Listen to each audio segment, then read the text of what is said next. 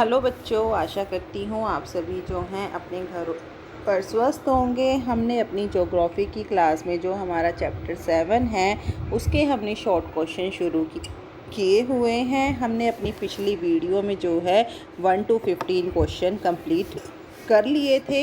आज हम कर रहे हैं 16th क्वेश्चन। हमारा 16th क्वेश्चन क्या कहता है, सभी प्रकार की सेवाएं विशिष्ट कलाएं होती है। मतलब जितनी भी हमारी की सेवाएं हैं, चाहे वो परिवहन से जुड़ी हुई है, संचार से जुड़ी हुई है, उन सब में जो है वो सारी जो है एक विशिष्ट कला होती हैं जो भुगतान के बदले प्राप्त होती हैं।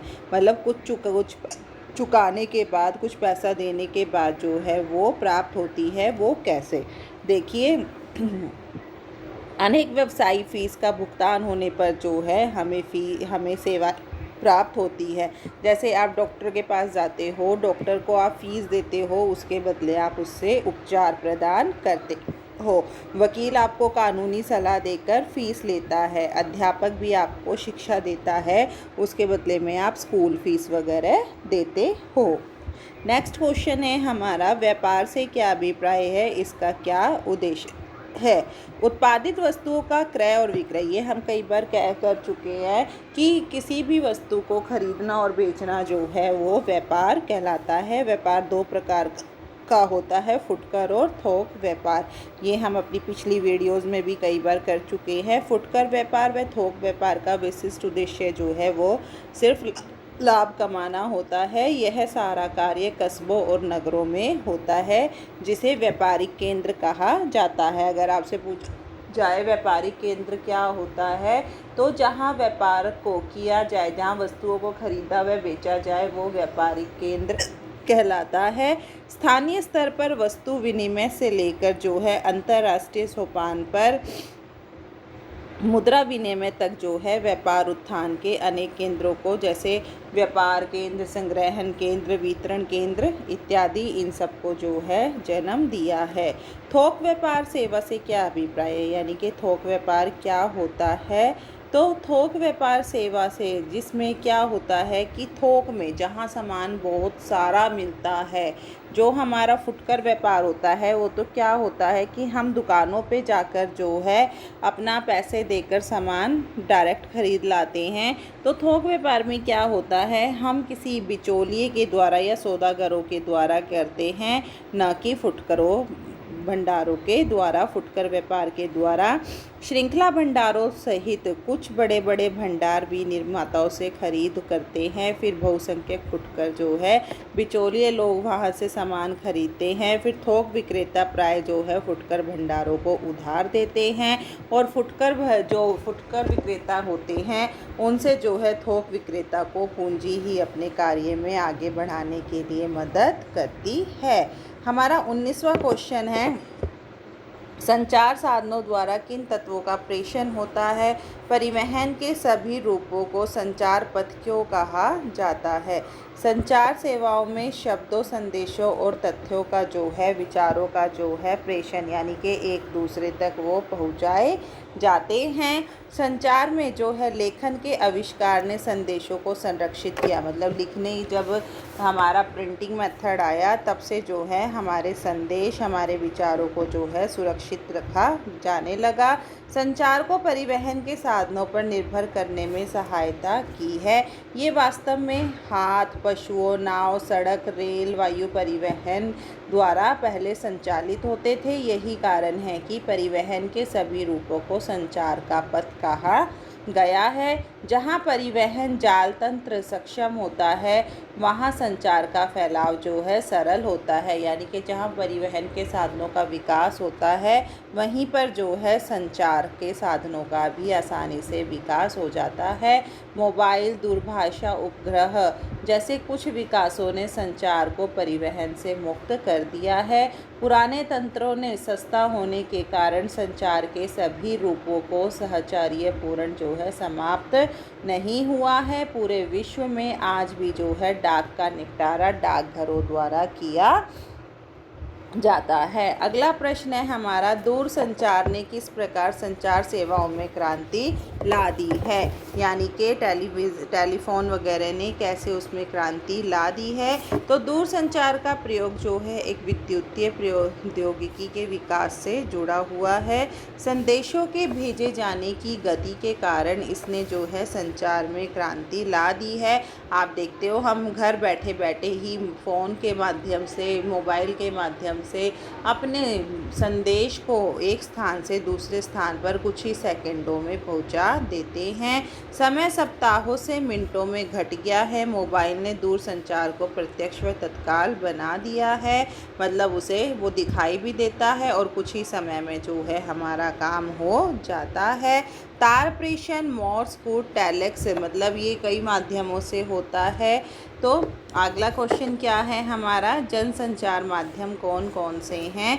रेडियो और दूरदर्शन जनसंचार, यानी कि जन जन तक समाचार पहुंचाना, जन जन तक संदेश पहुंचाना जो है जिस माध्यम के द्वारा पहुंचाया जाता है वो जनसंचार माध्यम कहलाता है। रेडियो और दूरदर्शन समाचारों, चित्रों व दूरभाषा कालों का पूरे विश्व में विस्तृत रूप से प्रसारण करते हैं, इसलिए इन्हें जनसंचार माध्यम कहा जाता है।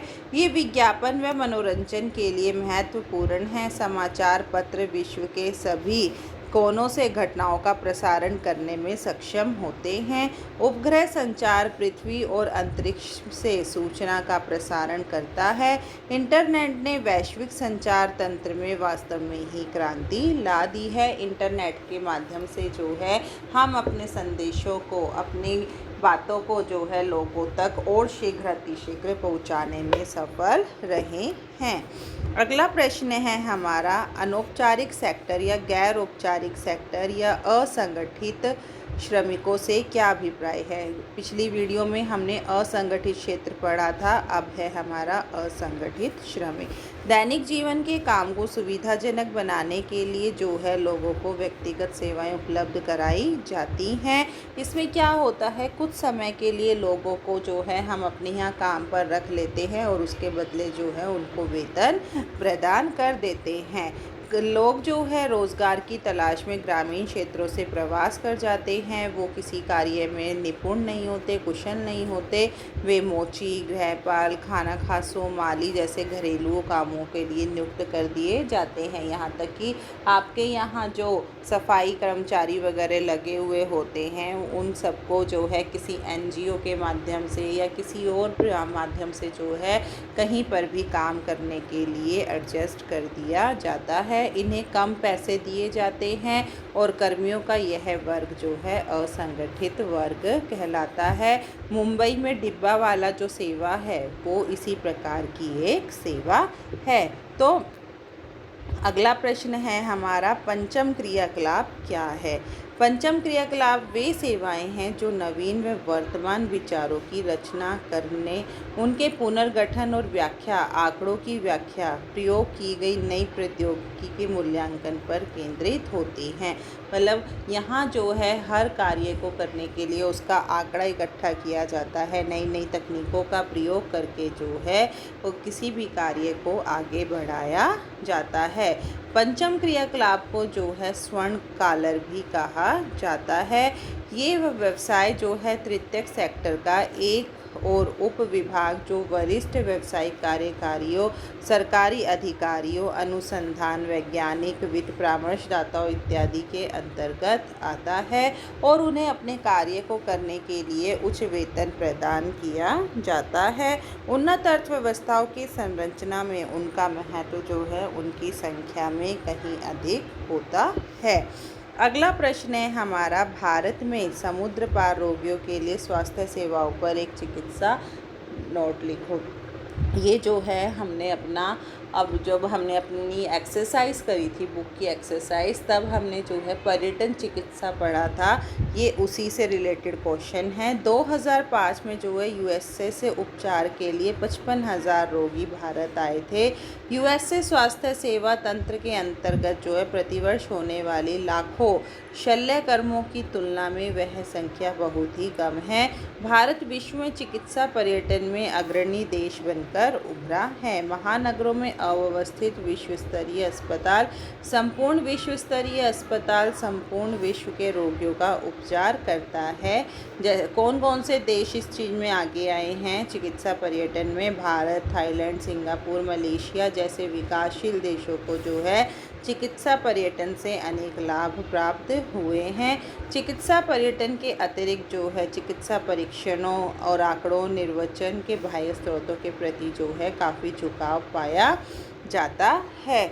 और बाह्य स्रोतों में जो है गुणवत्ता में सुधार लाने के केंद्र के लिए जो है रोगियों को अत्यधिक लाभ प्रदान किया जाता है। हमारा अगला प्रश्न है जाल तंत्र, नोड और योजक में क्या अंतर है? ये मैंने आपको पहले भी करवाया था जब चैप्टर पढ़ाया था। जाल तंत्र क्या होता है? मतलब जाल, किसी चीज़ का जाल बना होना। तो जो परिवहन की व्यवस्थाएं विकसित हुई तो विभिन्न स्थान जो है आपस में जुड़कर जाल तंत्र की रचना कर दिए। जब एक स्थान से दूसरा स्थान जुड़ गया तो वो एक जाल के रूप में जो है वो जुड़ते चले गए। नोड या शीर्ष, नोड मतलब शीर्ष बिंदु, दो अधिक मार्गों का संधि स्थल या उद्गम बिंदु या गंतव्य बिंदु अथवा मार्ग के सहारे कोई बड़ा कस्बा या कोई शहर आपस में जो जुड़ा होता है वो उसका नोड या शीर्ष बिंदु कहलाता है। अगला है हमारा योजक या किनारा। योजक और किनारा क्या होता है? प्रत्येक सड़क जो दो नोडों को आपस में जोड़ती है, यानी कि जो कस्बा या शहर हो गया उनको जब एक सड़क दो आपस में जोड़ेगी तो वो योजक या किनारा कहलाएगा। अगला प्रश्न है हमारा किलोमीटर दूरी, समय व लागत में दूरी अंतर स्पष्ट करें। किलोमीटर दूरी क्या है? मार्ग की लंबाई की वास्तविक दूरी को जो है क्या कहा जाता है? किलोमीटर की दूरी। समय की दूरी, कहीं किसी स्थान पर पहुंचने में हमें जितना समय लग रहा है वो उसकी समय दूरी कहलाती है। लागत दूरी, जितना हमारा खर्च आ रहा है किसी स्थान की यात्रा करने में वो उस स्थान की लागत दूरी कहलाता है। अगला प्रश्न है हमारा ग्रामीण विपणन केंद्र व नगरीय बाजार केंद्र, यानी कि ग्रामीण बाजार केंद्र और नगरीय बाजार केंद्रों में क्या अंतर पाया जाता है? ग्रामीण विपणन केंद्र जो हैं ये केंद्र निकटवर्ती बस्तियों का, जो आसपास के क्षेत्र होते हैं उनका जो है ये पालन पोषण करते हैं। तो उनका जो ये पालन पोषण करते हैं वो क्या है हमारा कि बस्ती, ये अर्ध नगरीय केंद्र कहलाते हैं। ये अत्यंत अल्पवर्धित प्रकार, मतलब कुछ समय के लिए ये व्यापारिक केंद्र के रूप में उभर कर हमारे सामने आते हैं। यहाँ व्यक्तिगत और व्यावसायिक सेवाएं जो है सुविकसित नहीं होती हैं। ये स्थानीय संग्रहण और वितरण का केंद्र होते हैं, मतलब यहाँ इकट्ठा करा जाता है और यहीं से अलग अलग जगहों पर पहुँचाया जाता है। इनमें से अधिकांश केंद्रों में थोक बाजार और फुटकर व्यापार क्षेत्र भी शामिल होते हैं। ये स्वयं में नगरीय केंद्र नहीं है किंतु ग्रामीण लोगों की अधिक मांग वाली वस्तुओं और सेवाओं को जो है उपलब्ध करवाने के महत्वपूर्ण केंद्र हैं। नगरीय बाजार केंद्र क्या होते हैं? इनमें अधिक विशिष्टीकृत नगरीय सेवाएं जो हैं शामिल की जाती हैं। और क्या है, इसमें न केवल साधारण वस्तुएं बल्कि सेवाएं भी शामिल की जाती हैं। इसमें श्रम बाजार, अर्ध निर्मित व निर्मित उत्पादों बाजार को भी शामिल किया जाता है। इसमें शैक्षिक संस्था और व्यावसायिक सेवाएं जैसे अध्यापक, वकील, परामर्शदाता, चिकित्सक, दांत डॉक्टर, ये सब जो है शामिल किए जाते हैं। अगला प्रश्न है हमारा तृतीय क्रियाकलापों में उत्पादन और विनिमय दोनों शामिल होते हैं, मतलब किसी वस्तु को पैदा करना और उसको फिर बाजार में बेचना, दोनों प्रकार कैसे शामिल होता है? तृतीय क्रियाकलापों में उत्पादन और विनिमय दोनों शामिल है। उत्पादन में सेवाओं की उपलब्धता को शामिल किया जाता है जिनका उपभोग किया जाता है, और उत्पादन को परोक्ष रूप से पारिश्रमिक और वेतन के रूप में मापा जाता है। विनिमय में व्यापार, परिवहन, संचार सुविधाएं सम्मिलित होती हैं जिनका उपयोग दूरी को निष्प्रभाव करने के लिए किया जाता है, मतलब दूरी का प्रभाव कम पड़े इसलिए तृतीय क्रियाकलापों में मूर्त वस्तुओं के उत्पादन की वजह सेवाओं का जो है अधिक व्यवसाय उत्पादन शामिल किया जाता है। वे भौतिक और कच्चे माल के प्रक्रमण में जो है प्रत्यक्ष रूप से सम्मिलित नहीं होते हैं। उदाहरण के लिए देखिए एक नलसाज है, बिजली मिस्त्री है, धोबी, नाई, दुकानदार, अध्यापक, डॉक्टर। इनका काम जो है द्वितीयक और तृतीयक क्रियाकलापों में यही मुख्य अंतर है कि सेवाओं द्वारा उपलब्ध विशेषज्ञता, उत्पादन, तकनीकी, मशीनरी, फैक्ट्री क्रियाओं की अपेक्षा जो है विशिष्ट कुशलता व अनुभवों के ज्ञान पर जो है ये अत्यधिक निर्भर करते हैं। हमारा अगला प्रश्न है, अगला और आखिरी प्रश्न है, चतुर्थक क्रियाएं तृतीय क्रियाओं का स्थान लेती जा रही हैं, कैसे? तृतीय क्रियाकलाप जो है बुद्धि और कुशलता से जुड़ा होता है, ये आप कई बार पढ़ चुके हो। जिसका उत्पादन क्या होता है? अमूर्त होता है, किसी को दिखाई नहीं देता है। चतुर्थक क्रियाकलाप भी उच्च बौद्धिक व्यवसाय है जो कि चिंतन और शोध के लिए विचार देता है। इनका उत्पादन भी जो है तृतीय क्रियाओं की तरह अमूर्त होता है। आर्थिक वृद्धि के आधार पर जो है तृतीय क्षेत्र के सभी रोजगार को चतुर्थ क्षेत्र में प्रतिस्थापित कर दिया जाता है। मतलब जो चतुर्थ सेवाएं हैं वहाँ भी जो है उच्च बौद्धिक क्षमता का प्रयोग किया जाता है और ये इनके उच्च बौद्धिक क्षमता के आधार पर जो है ये समस्याओं का नई नई रिसर्च करते हैं, समस्याओं का समाधान करते हैं और उसके बदले जो है उन्हें उच्च वेतन प्रदान किया जाता है। विकसित अर्थव्यवस्था में जो है आधे से अधिक लोग जो है ज्ञान के क्षेत्र में लगे हुए हैं और इस क्षेत्र में जो है दिन प्रतिदिन वृद्धि होती जा रही है। आज हमारा ये चैप्टर जो है अब हमारे शॉर्ट और लॉन्ग क्वेश्चंस कंप्लीट हो गए हैं। अब जो आपके MCQ हैं वो आपको करने में ज़्यादा इजी लगेंगे।